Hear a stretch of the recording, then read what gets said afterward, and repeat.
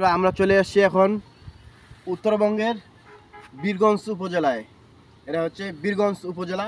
এই যে বীরগঞ্জ উপজেলা উত্তরবঙ্গের মধ্যে বীরগঞ্জ উপজেলা চলে আসছি। বীরগঞ্জ উপজেলার মহাসড়ক বীরগঞ্জ ঠাকুরগাঁ।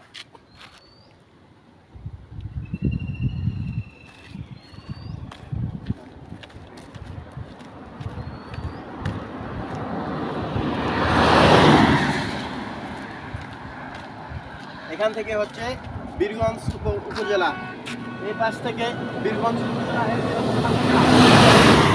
ঠাকুরগাঁ জেলা। এটা হচ্ছে ঠাকুরগাঁ জেলা।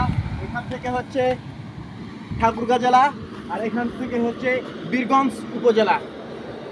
এখান থেকে বীরগঞ্জ ঠাকুরগাঁ, এখান থেকে ঠাকুরগাঁ, এখান থেকে ঠাকুরগাঁ উপজেলা এবং এখান থেকে বীরগঞ্জ উপজেলা।